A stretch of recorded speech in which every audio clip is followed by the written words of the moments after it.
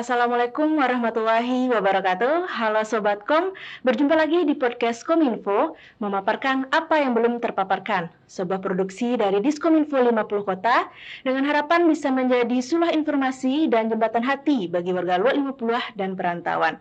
Tentunya ada di channel YouTube 50 Kota TV. Sobat Kom, MTQ ke-39 Kabupaten 50 Kota sebentar lagi akan dilaksanakan dan secara resmi akan dibuka oleh Gubernur Mahyaldi pada tanggal 24 November nanti. Sepekan belakang, panitia pelaksana bersama anak nagari saling membahu-membahu mempersiapkan acara ini agar lebih semarak. MTQ ke-39 di Nagari Sejuta Telur ini digadang-gadangkan menjadi batu loncatan untuk Kabupaten 50 Kota agar mampu berprestasi di ajang MTQ tingkat Provinsi Sumatera Barat pada tahun 2023 nanti. Sebuah keinginan yang bisa dimaklumi karena 50 kota merupakan gudang dari kori dan koriah yang berprestasi baik itu di tingkat nasional maupun internasional seperti Ihsan Nuzula. Dan untuk itu di studio podcast telah kami hadirkan narasumber yaitu Ketua Lembaga Pengembangan Tilawatil Al-Quran 50 Kota. Beliau sekaligus Kepala Kantor Kementerian Agama 50 Kota, Bapak Haji Irwan. Assalamualaikum Pak Irwan. Waalaikumsalam warahmatullahi wabarakatuh. Selamat datang Pak di podcast Kominfo. Bagaimana kabarnya Pak? Alhamdulillah, mudah-mudahan kita semua sehat dan sukses selalu. Alhamdulillah. Pak, MTQ ke-39 ini tinggal menunggu hari ya Pak. Apa sih Pak makna penting dari perhelatan ini Pak? Pertama, kita harus paham bahwa Al-Quran itu adalah kitab suci umat Islam. Al-Quran itu adalah petunjuk bagi umat manusia. Maka di dalam Al-Quran disebut bahwa Al-Quran itu sebagai hudal linnas. Al-Quran itu disebut sebagai asyifa, sebagai obat. Dan ini adalah penerang manusia untuk menjalani kehidupan dunia menuju kehidupan akhirat yang kekal abadi. Maka bagi umat Islam khususnya di Indonesia, untuk pengembangan Al-Quran, mulai dari mempelajari Al-Quran, memahami Al-Quran, mengamalkan isi kandung Al-Quran, maka dilaksanakanlah yang disebut dengan musabaqah tilawatil Quran. Maka untuk kita di Kabupaten 50 Kota, insya Allah akan kita laksanakan pada tanggal 24 November ini sampai tanggal 28 November 2022. Persiapan-persiapan sesungguhnya sudah kita laksanakan. Namun hakikat dari pelaksanaan MTQ itu adalah mensiarkan ajaran agama supaya semua masyarakat khususnya di 50 kota dan secara umum di Sumatera Barat bisa memahami Al-Quran, bisa mengamal Al-Quran dan menjadikan Al-Quran itu sebagai pedoman hidupnya dalam menjalani kehidupan sehari-hari. Pak, MTQ tingkat kabupaten ini terakhir diadakan pada tahun 2018 dan pada tahun 2020 sempat tidak diadakan karena pandemi COVID-19 ya Pak. Apa yang membedakan event atau MTQ kali ini dengan pada MTQ sebelumnya Pak? Untuk pelaksanaan MTQ tingkat Kabupaten 50 Kota tahun 2022 yang ke-39 ini, kita melakukan beberapa inovasi. Karena kita melihat dari tahun ke tahun perlu ada perbaikan dan perlu ada perubahan dalam pelaksanaan MTQ. Di antara perbaikan yang kita lakukan itu adalah tahun ini kita menggunakan sistem eMTQ atau elektronik MTQ. Kalau dulu kafilah kita mendaftar manual, datang bawa berkas, kemudian dilakukan technical meeting. Hari ini tidak, semuanya sudah layanannya secara virtual. Kita sudah menggunakan sistem elektronik, kemudian dilakukan verifikasi, kemudian dilakukan penetapan juga secara elektronik. Itu yang pertama. Yang kedua, tahun ini kita berusaha untuk lebih meriah. Kemudian dari segi kualitas kita coba untuk seluruh cabang itu kita bawa koordinator dewan hakimnya itu adalah dari provinsi. Seluruh soal-soal, seluruh makro itu semuanya juga dari provinsi. Maka kita ingin MTQ tahun ini betul-betul steril, betul-betul berkualitas sehingga nanti menghasilkan kafilah-kafilah yang luar biasa. Maka tentu dengan dukungan kita bersama, Pak Bupati, DPRD, semua kita berharap pelaksanaan MTQ ini dengan semuanya all out turun ke lapangan, semuanya berjibaku, dan kita yakin dan optimis hasilnya nanti tidak saja untuk memberikan kontribusi akhlakul karimah bagi masyarakat, mendendangkan kembali Al-Quran di tengah masyarakat, kembali kepada Al-Quran dan Sunnah, tapi juga menghasilkan kafilah-kafilah luar biasa yang insya Allah akan kita bawa nanti ke Kabupaten Solok Selatan di 2023. Nah, Pak, tadi menarik ya Pak, ada aplikasi EMTQ. Nah, Pak, apakah aplikasi ini mampu mencegah pemalsuan data atau bisa membuat penilaian lebih akurat, Pak? Ya, untuk elektronik MTQ ini menghindarkan kafilah-kafilah rental, menghindarkan orang-orang yang tidak layak, karena di situ sudah di-set. EMTQ ini sudah menasional. Maka untuk 50 kota tahun ini kita mulai berlakukan. Karena sistem basisnya itu adalah NIK, KTP. Jadi kalau nanti KTP dengan kakaknya sudah ada dipalsukan, maka sudah dipastikan dia akan terdeteksi langsung. Nah, untuk itu kawan-kawan semua yang berada pada posisi verifikator ini telah melakukan verifikasi, dan itu ada beberapa yang terdeteksi bagi kita yang secara keadaannya itu memang harus kita kembalikan lagi ke yang mengutusnya. Nah Pak, acara MTQ ke-39 ini agak berbeda ya Pak dari segi ketua pelaksanaannya. Biasanya itu dikoordinir oleh pejabat teras Kabupaten 50 Kota, dan sekarang yang menjadi ketuanya adalah wali nagari itu sendiri. Nah, bagaimana Pak partisipasi dari masyarakat mengenai MTQ ini Pak?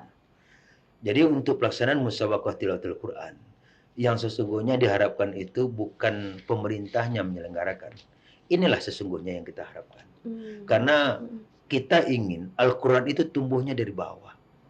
Hari ini wali nagari jadi ketua, disupport oleh pemerintah daerah, disupport oleh LPTQ, disupport oleh masyarakat banyak, disupport oleh Kementerian Agama. Bersama kita mendendangkan MTQ ini di Kabupaten 50 Kota. Dan cita-cita ini tentu masyarakat bukan hanya jadi penonton, tapi juga masyarakat ambil bagian, dan itu akan memiliki dampak yang luar biasa terhadap masyarakat. Jadi kita tidak bayangkan MTQ itu adalah pekerjaannya tersendiri, masyarakat menonton, dampaknya nggak terlihat. Maka sekarang terjunkan kepada masyarakat, masyarakat menikmati senandung Al-Quran sekaligus memberikan akses terhadap karakter, dampak, akhlakul karimahnya di tengah masyarakat. Sehingga masyarakat bisa memaknai arti penting dari perhelatan ini ya Pak? Iya, dan sekaligus kita berharap bentuk kecintaan masyarakat terhadap Al-Quran. Pak, apakah ada kendala yang berarti dari segi persiapan MTQ ini, baik itu venue-nya ataupun teknis atau non-teknisnya Pak? Secara umum, alhamdulillah sampai sekarang sudah berjalan lancar. Kendala-kendala itu biasa, karena dalam apapun yang kita lakukan itu pasti ada proses kendala. Dan sampai saat ini, baik panitia yang di kabupaten maupun panitia kecamatan, tuan rumah, itu alhamdulillah sampai saat ini sudah kita katakan 95% rampung dan siap untuk dibuka di hari Kamis besok oleh Bapak Gubernur. Dan kemudian hal yang betul-betul concern pemerintah daerah, hari Minggu kemarin, itu Pak Bupati, Pak Sekda, asisten, itu langsung turun. Melihat langsung bagaimana support diberikan kepada masyarakat, kepada seluruh perangkat, kepada panitia, kepada masyarakat yang ikut goro di hari itu. Ini adalah bentuk kolaborasi yang luar biasa, bentuk kerjasama luar biasa, dan kita berharap pembauran masyarakat dengan MTQ ini memberikan dampak positif untuk kehidupan beragama di masyarakat kita. Nah Pak, untuk pesertanya sendiri itu berapa jumlah pesertanya Pak, dan apa aja cabang yang dilombakan Pak? Kita sudah menyiapkan sesuai dengan tata tertib. Kita tidak melombakan seluruh cabang yang dilombakan pada MTQ nasional. Kita hanya melombakan 9 cabang, mulai dari tilawah, ada tartil, ada khat, kemudian ada fahmil, ada khutbah Jumat, ada qiraat. Nah, itu dengan beberapa golongannya masing-masing. Ini kita lombakan untuk tahun ini 9 cabang di Kabupaten 50 Kota. Kemudian peserta yang sudah mendaftar dan sudah diverifikasi itu sebanyak 536 peserta yang akan berlaga nanti di MTQ ke-39 di Kecamatan Muka. Dan semuanya insya Allah akan mengikuti ini sesuai dengan proses-proses dan tahapan yang sudah ditentukan. Hal yang sudah kita lakukan untuk 50 kota tahun ini, pertama di samping EMTQ tadi, pelaksanaan Dewan Hakim tadi, ada lagi tahap awal. Kalau dulu MTQ tanggal 24 semuanya datang malam. Sekarang tidak, disambut dengan upacara oleh panitia tempat. Jadi camat kemarin sudah kita diskusikan bersama-sama. Jadi 13 kecamatan itu dibagi 4. 3-3 disambut kemudian diantarkan ke pemondokan. Yang kedua, setelah disambut malamnya kita lakukan malam ta'aruf. Inilah bentuk bahwa masyarakat 50 kota ini bisa bersama-sama memperkenalkan kapilahnya, ofisialnya dengan seluruh masyarakat yang ada di muka. Kemudian nanti untuk pembukaan dan di titik-titik yang penting itu akan kita lakukan live streaming. Live streaming. Jadi kita berharap bahwa ketika pembukaan MTQ itu tidak hanya ditonton oleh masyarakat Mungka, tapi Indonesia bisa menonton itu. Dan di beberapa cabang utama ini akan kita upayakan dengan Dinas Kominfo bahwa ini anak bisa ditonton orang tuanya di rumah. Mau nonton bareng, mau lihat, oh anak saya mau mengaji. Ini akan diperlihatkan langsung, kita buatkan live streamingnya nanti. Dan mudah-mudahan kita memberikan semangat lah kepada masyarakat kita untuk bisa maksimal dalam pelaksanaan MTQ ini. Berarti ajang MTQ ini juga bisa untuk mempersatukan ya Pak seluruh kecamatan di Kabupaten 50 Kota ya Pak? Ya, kita berharap ini menjadi sebuah wadah kekuatan dalam kerangka persatuan dan kesatuan di 50 kota. Kita sebagai Luak 50, ini adalah yang terkenal visi misi Pak Bupati, masyarakat madani, ABS, SBK, beradat dan berbudaya, ini harus tegak di Kabupaten 50 kota. Salah satunya, upayanya kita lakukan adalah dengan menendangkan, mengembangkan Al-Quran di 50 kota. Kemarin Pak Bupati sudah launching itu satu nagari satu pondok tahfiz. Sekarang dari data yang sudah masuk di Kementerian Agama sudah lebih 160 pondok tahfiz yang ada di Kabupaten 50 kota. Bisa kita bayangkan kalau 160 kemudian dikalikan setiap pondok itu cukup 10, itu sudah 1.620 orang. 1.620 orang hafal saja satu juz. Itu kita sudah punya generasi muda 1.601 tahun memiliki hafal satu juz. Selesai persoalan imam di 50 kota. Yang kedua, kalau ini sudah kita lakukan, ke depan tantangan kita semakin berat. Persoalan akhlak, persoalan moral, tawuran, narkoba, macam-macam. Maka anak-anak yang ikut Al-Quran, mendendangkan Al-Quran, memahami Al-Quran, hafal Al-Quran, inilah upaya, inilah ijtihad kita untuk mengkanter supaya generasi muda tetap berada dalam ajaran agama kita. Jadi kita yakin percaya dengan semangat kita bersama, mudah-mudahan generasi kita ke depan adalah generasi yang Qurani di 50 kota ini. Pak, pada tahun ini kembali tentang ajang MTQ Pak. Pada tahun 2019, 50 kota prestasinya sempat anjlok ya Pak. Nah, apakah ini ada korelasinya untuk memperbaiki posisi Kabupaten 50 kota pada ajang MTQ Provinsi Sumatera Barat tahun 2023 nanti Pak? Ya, ini sudah dipastikan. Kita tahu 50 kota itu adalah gudangnya Qori-Qoriah. Mungkin secara geografis, entah alam apalah membuat suara-suara indah dari masyarakat di 50 kota. Ini kan sebuah anugerah yang luar biasa diberikan oleh Tuhan. Umpamanya juara internasional itu ada 50 kota. Tadi sudah disebutkan oleh Bu Eka, ada Ihsan Nuzula, ada Wildayati, kemudian ada Ade Setiawan yang luar biasa hebat menulis dengan khatul Quran. Itu semuanya di 50 kota. Yang menarik, pada MTQ di Banjarmasin kemarin, MTQ nasional, yang mewakili hakim Sumatera Barat itu 2 orang. Kedua-duanya dari 50 kota. Maka otomatis akan menjadi sangat ironi ketika prestasi anak-anak 50 kota berada pada bawah, sementara mereka memiliki ikon-ikon yang luar biasa di MTQ ini. Makanya kita lakukan perubahan-perubahan yang prinsip seperti pertama, Dewan Hakim. Dewan Hakim kita cari yang kualitasnya, ukurannya provinsi, sehingga mereka bisa melihat ketika anak-anak kita tampil, ini sudah memenuhi standar provinsi. yuk kita bawa ke provinsi. Tapi kalau belum melihat dengan standar provinsi, jadi ketika mereka umpamanya nanti melihat, oh ini standarnya baru di bawah, sehingga kita bawa itu, otomatis kita akan kalah. Yuk kita bawa. Maka setiap titik-titik utama itu, maka yang berada itu adalah hakim-hakim dari provinsi. Kemudian disupport oleh hakim-hakim aset-aset yang luar biasa pula dari 50 kota. Dan kita bertekad, di dalam tata tertib juga sudah kita lakukan revisi. Kalau dulu siapa yang juara kita bawa. Ini sekarang yang juara di muka adalah sebuah aset kita. Kita ambil lagi tarik yang juara tahun-tahun sebelumnya. Kita cari anak-anak hebat 50 kota ini dimanapun mereka berada. Sepanjang itu terjangkau. Maka ini kita siapkan dalam bentuk mulai dari seleksinya, TC-nya. Yang terbaik inilah kita bawa nanti untuk di Kabupaten Solok Selatan. Dan kita bertekad dan kita yakin percaya 50 kota salah satu yang bisa berbuat banyak nanti di Solok Selatan. Hal yang contoh ringan yang mungkin perlu juga kita informasikan, Pak. Kemarin Pospenas. Pospenas itu 50 kota juara 1, mengalahkan Padang.